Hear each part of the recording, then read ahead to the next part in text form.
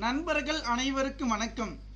இந்த வீடியோவில் எதை பற்றி நம்ம பார்க்க போறோம், தமிழக அரசு போக்குவரத்து துறையிலிருந்து இன்னும் காலி பணியிடங்கள் இருக்கா இல்லையா முழு தகவலை பார்க்கலாம். இதுவரை நம்முடைய சேனலை சப்ஸ்கிரைப் பண்ணாதவங்க சப்ஸ்கிரைப் பண்ணிக்கோங்க, பக்கத்தில் உள்ள பெல் பட்டனை கிளிக் பண்ணிக்கோங்க. தமிழக அரசு போக்குவரத்து துறையில் பார்த்தீங்கன்னா கிட்டத்தட்ட பார்த்தீங்கன்னா 2013ஆம் ஆண்டு எடுக்கப்பட்டது. எஸ்எஸ்டி ஓகேங்களா, அது பார்த்தீங்கன்னா டிஎன்எஸ்டிசி இந்த மாதிரி பார்த்தீங்கன்னா கோட்டங்கள் அதிகமாக இருக்குது. இப்போ அந்த கோட்டங்கள் வாரியாக பார்த்தீங்கன்னா வேகன்சி வந்து அறிவிப்பாங்களாம். இப்போ சேலம், விழுப்புரம் இந்த மாதிரி இருக்குது. ஆனால் தமிழக அரசு போக்குவரத்து துறையை பொறுத்த வரைக்கும் பார்த்தீங்கன்னா 2013ஆம் ஆண்டு எடுக்கப்பட்ட வேகன்சி இன்னும் பார்த்தீங்கன்னா இதுவரை எடுக்க கிடையாது. அதே போல் ஒப்பந்த அடிப்படையில் ஒரு பேருந்துக்கு பார்த்தீங்கன்னா அவர் டிரைவராகவும் இருக்கணும், கண்டக்டராகவும் இருக்கணும், 2 லைசன்ஸுமே எடுத்து இருக்கிறவங்க மட்டும்தான் பார்த்தீங்கன்னா இந்த முன்னுரிமை அளிச்சிருக்காங்க. ஒரு நாளைக்கு பார்த்தீங்கன்னா ஒரு நைட் ஒரு பகல் பார்த்தீங்கன்னா 1400 ரூபாய் விகிதாச்சார அடிப்படையில் பார்த்தீங்கன்னா உங்களுக்கு ஒரு கிட்டத்தட்ட பார்த்தீங்கன்னா 90 நாட்கள் அதை பற்றின வேலை நடந்துட்டு இருக்கு.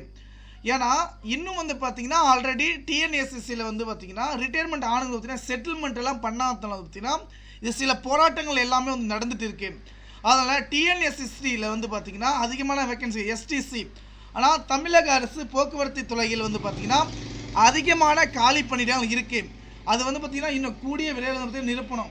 ஏன்னா இதுவரையும் பார்த்தீங்கன்னா அந்த வேகன்சிகளை பார்த்தீங்கன்னா எதுவுமே நிரப்பு கிடையாது. இப்போ ப்ரமோஷன் ஆகுறாங்க, ரிட்டையர்மெண்ட் ஆகுறாங்க. அதே போல் பார்த்தீங்கன்னா 10 வருஷத்துக்கு ஒவ்வொரு பதவிக்கும் பார்த்தீங்கன்னா அதில் டிஎன்எஸ்எஸ்சியில் பார்த்தீங்கன்னா ஒரு 4 விதமான பதவிகள் இருக்குது.